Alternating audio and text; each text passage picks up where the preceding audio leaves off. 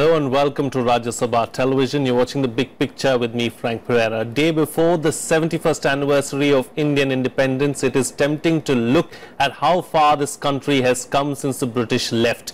Whether it is literacy, only 16% of Indians were literate in 1947, or life expectancy, which was a mere 32 in 1947, or simply its weight in the world. India has made much progress and can look forward to more. It is customary at such times to have a slight air of self-congratulation and to point out that India is on the cusp of being a great power.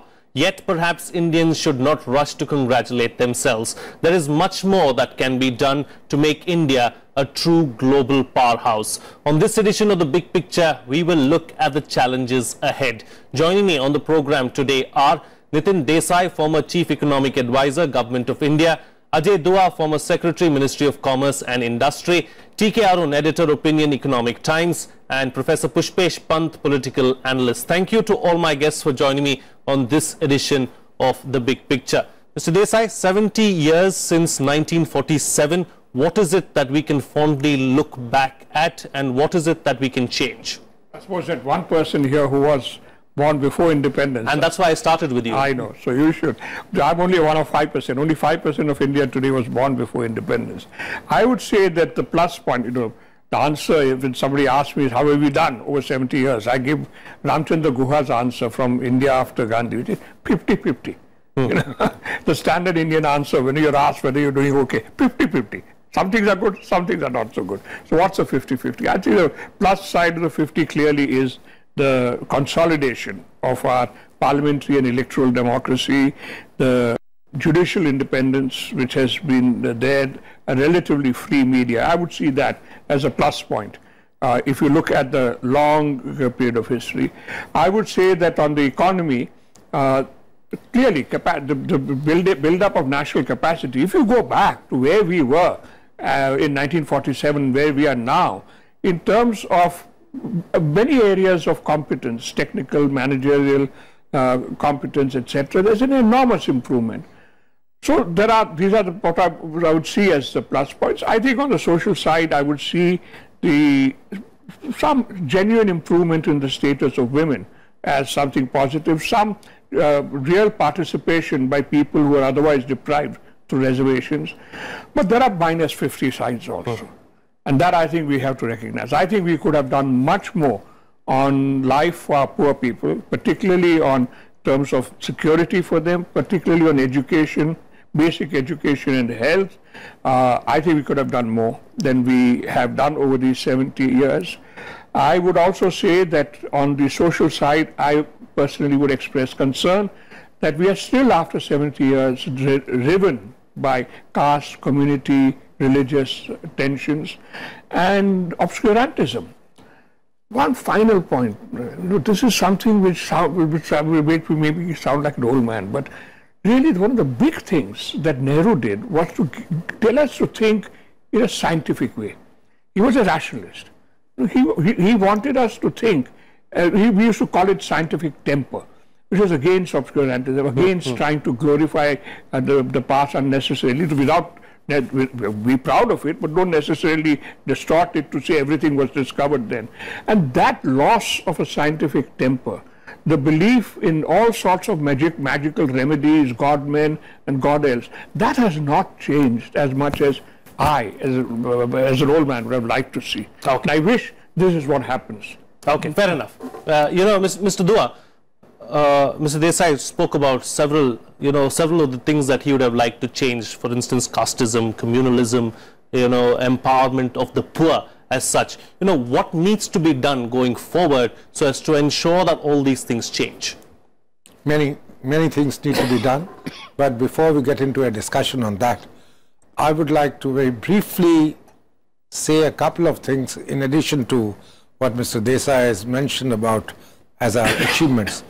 Well, I would rate unification of the country into one entity in the last 70 years is a very big achievement. There was never, even under the British rule, a country as large as and as jointed as we see it now.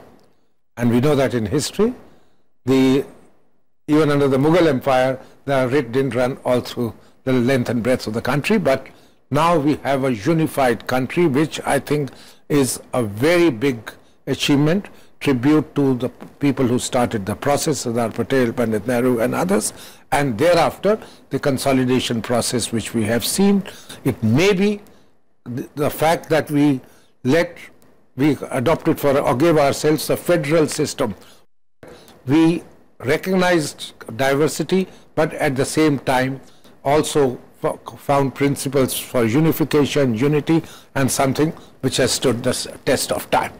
Second, I would say we have made a fairly significant progress in various economic and social parameters.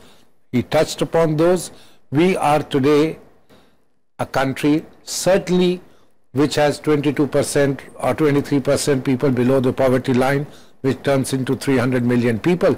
But we have also brought up above the poverty line 700 million people during this time. With the 1.3 million with 1.3 billion, 1.2, that's a big achievement. You yourself, in the introduction of this subject, talked about how from 30 years of life expectancy, we now have 69 years. Literacy from 22% to 70-odd%.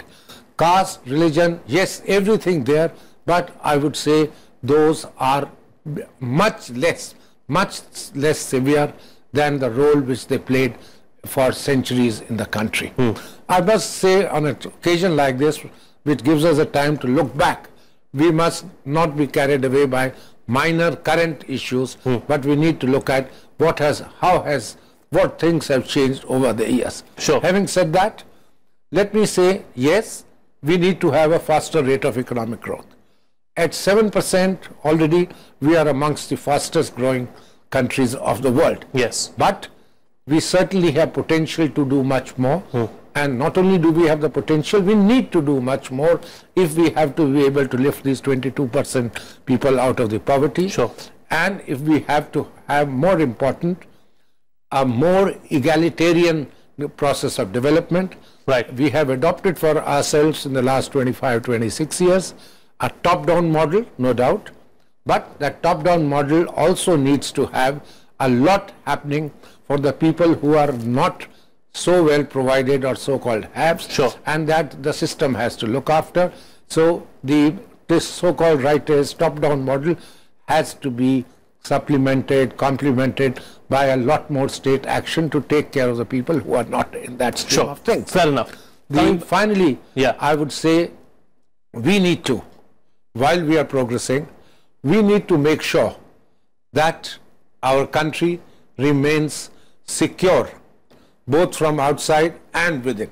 There are a lot of vociferous tendencies within the country, whether you call them based on religion, whether you call them based on deprivation, or whether you call them based on sheer communal issues, etc.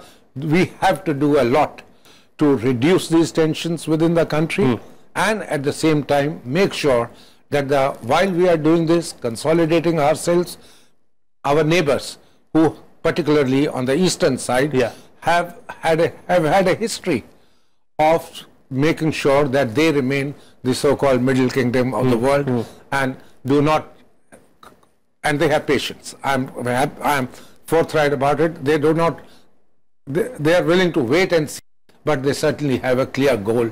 How do we play our role as a regional power? Sure. How do we become as a global power? These are issues which we'll need to address as steadily as our neighbors are doing, and as is the requirement. Okay, fair enough. You know, Mr. Arun, what are the biggest challenges, and what are the challenges that you foresee coming up in the near future that India needs to deal with? See, it is not just India that has changed.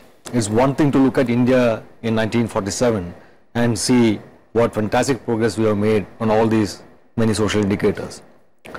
The world has also changed. In the late 40s and early 50s, when independent India was trying to grow and empowered people, growth was not something that you could take for granted. It was a struggle to achieve even 3% growth. While today we ridicule this Hindu rate of growth of 3.5%, then it was a big thing. For the first 50 years of the last century, India hardly grew.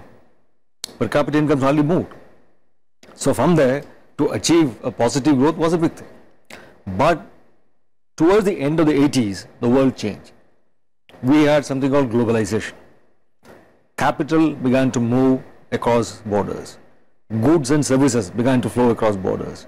Migration on a larger scale. Ideas. Then the internet came by the 90s.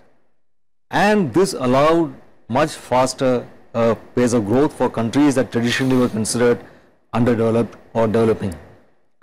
Now, did India take full advantage of this possibility opened up by globalization as China did? Not the full advantage. We started a little late, but India has. India, soon after independence, built up the technological capability that a country like India requires. We are one of the few countries in the world that can launch a satellite into space. And we also were strategically autonomous. Talking about space, we are one of only 4 countries to have gone to Mars. Yes, right. Yeah. And we had to be strategically autonomous. We have no patron in the world. Nobody is coming to your rescue if there is some conflict with any major power in the world. So you have to look out for yourself. You have to look out for yourself through global alliances and through arming yourself and having sufficient wherewithal to draw on the technology that is available in the world to empower yourself. All this we did skillfully over the years. And when the global power balance shifted with the collapse of the Soviet Union in 1991, India swiftly readjusted, rebalanced. And we were able to realign our interests and priorities and adjust with the new reality of the world. And all this we have done skillfully. At the same time, this debate continues as to what is India as a nation. Mr. Dua is completely correct. Today we are more united as a country than we were at the time of independence. In the early 50s and 60s, it was still conceivable for some political party to raise a slogan that Tamil should become separate. Now today nobody thinks in those terms among the major states. Even in the Northeast, people are much more integrated into our system. But Indian democracy still faces a serious challenge and occasionally fails in a place like Kashmir, where people are alienated and instead of democracy, we are using force. Wherever there is the Armed Forces Special Powers Act in the Northeast and Kashmir, it's not the best phase of India and Indian democracy's success for the last 70 years that the people there see. It's a flaw we must admit. Most sections of Indian society have sort of converged to a mainstream of self-sustaining improvement. Right. That is the so-called Dalits, the scheduled castes, the minorities, the other backward castes, and of course the upper castes of the Hindu society already were in that position. Except for the tribal populations, which are roughly 8% of India's population, which is a large population. These people still remain outside the mainstream. And there are forces that will take advantage of this, their backwardness and their isolation, their alienation and lack of agency to create problems for this country. Sure. Now, instead of using brute force to put them down, we need to engage them and draw them also into the mainstream, where they can also improve their lot as others have. So while there are today increasing attacks on Dalits, increasing attacks on the minorities and so on and so forth, the larger picture is that they are all in a position to improve themselves by becoming part of the mainstream, which they have. Sure. Except for the tribals. So our challenge should be to draw them into this mainstream. Okay. And invest in education and healthcare. Very important. Sure. If you invest in education and healthcare across the board, we will be able to take full advantage of the opportunities thrown open by globalization. Okay, fair enough. Let me bring in Professor Pushpesh Pant into the picture. Now, Professor Pant, the Prime Minister last year, I think it was September 25th, 2016, when he came out with an 8-point vision document really for India and what he sees as the future of India. Are we moving towards that? What needs to be done as far as moving ahead is concerned? I think before I answer this question straight away, I think I would like to start with the preamble that I'm only a few years younger than Mr. Desai. I was born 8 months before the Freedom at Midnight came to India. Now the problem is that when I look back, I don't think it's a 50-50 situation. I was born and brought up in a small village-like town in Uttarakhand, present-day Uttarakhand in the Himalayas, and I think I can compare how much we have moved, and the progress is not 50-50. You know, it is probably 80-20. I mean, it's not only the life expectancy increasing, literacy figures increasing, people are better shod, people are better fed, and if we have a lot of simmering discontent, it is also because the people today are better aware of their rights. I think Mr. Dua was very right when he mentioned that when the British left us, they left us with 565 plus Indian princely states, which accepted the British paramountcy, but they dominated and ruled over an area which was basically feudal mindset and far behind the rest of the country, directly ruled by the British. This is of course not to acknowledge the former Prime Minister our debt to English for the English education, legal system and the police, but the fact is that the feudal India, the princely India, was at least a century behind the rest of it. Now, the other thing which sort of makes me a little uncomfortable is to say that, oh, Nehru had given us the scientific temper.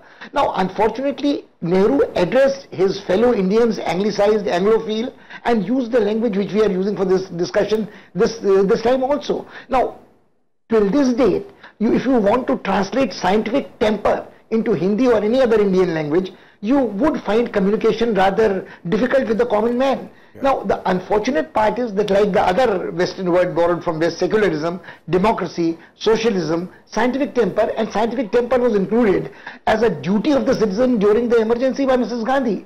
So, unfortunately, when we look back and say that democracy took roots in this country in past 70 years, we must be honest enough to admit that while the social progress was there, the infrastructure was built up with great determination, and we must acknowledge our debt to the founding fathers, including Nehru, Patel, and so on.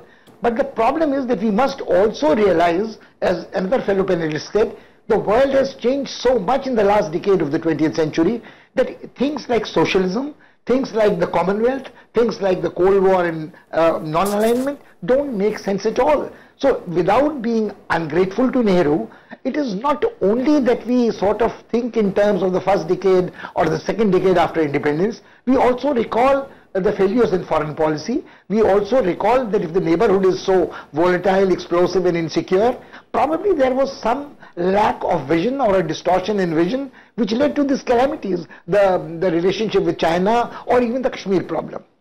Sure, okay, fair enough. Which, I mean, let's forget about the past and look forward and look ahead. And I think, you know, I also feel a little uncomfortable when we mouth platitudes about, oh, we are using brute force in Kashmir or somewhere else where the Naxalite area is there, and we can have a democratic debate and dialogue.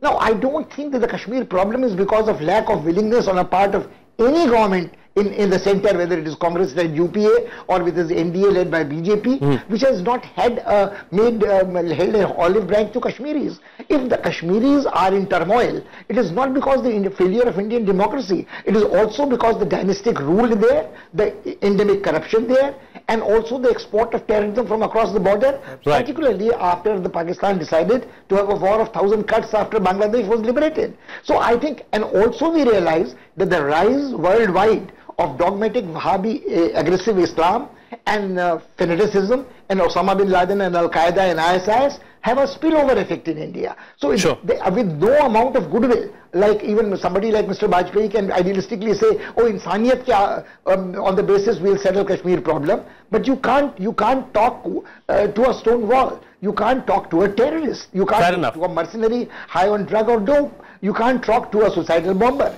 So I don't think that we should treat that as a failure. I do think that something which disturbs me a little, I must share it candidly, I think is the problem is that another of the major blunders of Pandit Nehru, when we talk in terms of communities stay with us, he never ruthlessly got the prefix Pandit away from his name. He talked the great phrase, the new temples and gurdwaras and churches of India for dams and factories, but the metaphor he used was a religious metaphor, dams and temples. Okay. So you don't have scientific temper when you continue with shibboleths of the past. Now that's one. But I think on the positive note, I think what makes me happiest is that we are less than the 5% of the Indian population. But the majority of the Indian population is not only born after independence, even the children of midnight are touching 70. So the people who are the majority of the Indian population are the young born in and around 90s, Right. late 1980s.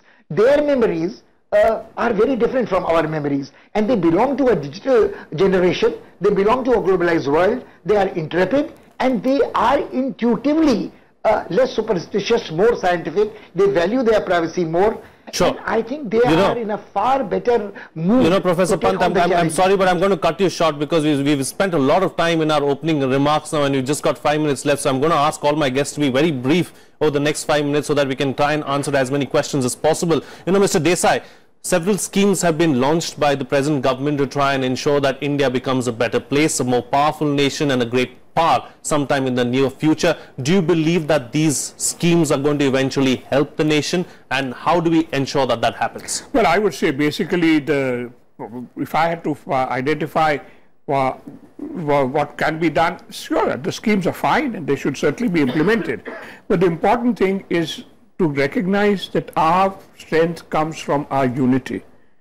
You know? And what we should focus on, that this unity is not just a political unity of the different parts of India, it is a cohesion of Indian society, the give and take which exists at the ground level, which kept things going. So what I would say is that really today what I would look forward to is a genuine empowerment of the ground level in our society.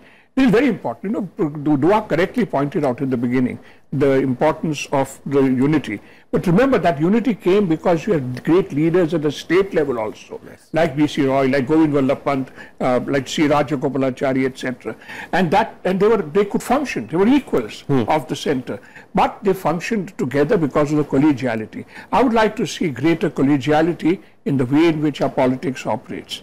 And I would like to see that being revived in some form. Sure. I accept that what happened immediately after independence was perhaps the experience of a very limited class of Indians, upper class, Western educated Indians, and now we have to recognize that this is a democracy, there are many others. Sure. But I believe that the basic lessons of collegiality, of working together, focusing on national unity and national progress is the answer. You know, Mr. Dua, concentrate on our strengths and, you know, the weaknesses will automatically go away. Is that the approach that we should use? Not necessarily. We need to look at the 70 years of experience that whenever we adopted that kind of an approach, did we make progress or did we it? I think it's, to my mind, 70 years of our experimentation, call it, which has had very positive effects. I wish to reiterate that.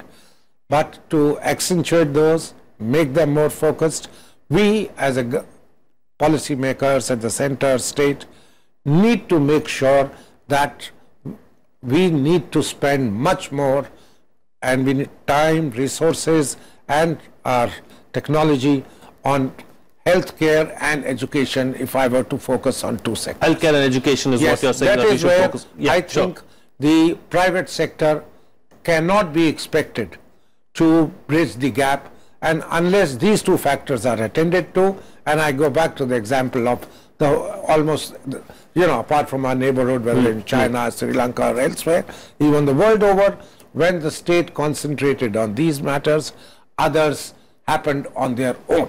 Sure. Including exploiting the strengths. And I would just add one more issue. I think now in the next 70 years, let's, as a sector, if we have to look at anything, let's look at agriculture. Sure. Productivity of agriculture must be raised if we have to be able to go on with the population rise which we are expecting, and we do not want to see the economy or the society imploding with the rural areas not being attended to. Mr. Arun, what should our focus areas be? See, these are all focus areas that I've discussed. But the primary thing is social cohesion. Now, if you are true to our constitution and its promise of democracy, that applies to all sections of the people. So, nobody should have cause to say they feel insecure. Now, I come from Kerala, where around 20% or 23% of the population is Muslim, 19% is Christian, and there are sprinkling of Jews and Jains and various other communities, along with the majority Hindus. Right. Now, they have lived in Kerala for nearly 2,000 years. I mean, hundreds of years, in the case of Christians and Jews, thousands of years, without a problem. Now, this is the genius of traditional Indian society. If that genius and that character is twisted to make it less tolerant and accepting of other cultures, then that is bad for this country, bad for tradition, bad for cohesion, right, and bad for empowering India to join the league of the big nations of the world. Okay. And Professor Pant, quick closing comment from you, because I'm completely out of time. In 30 seconds, what should our focus area be for the next 5 years? Mr. Dua spoke about 70 years. I'm going to get an answer for you for the next 5 years. I think the answer is in a short, simple sentence. If we respect this plurality of the people in this country, if we celebrate diversity and forget for the moment the emphasis on unity, unity will come on its own, so will economic progress. And the social cohesion will be born out of celebration of diversity, and tolerance will increase. I couldn't agree with Arun more on this one. Okay, fine. On that note, then I'll have to call it a wrap on this edition of The Big Picture. Nitin, Desai, Ajay, Dua, TK, Arun, Pushpesh, Pant, thank you so much, gentlemen, for joining me on the program and putting things into perspective for us. That's all the time we have today. See you again next time.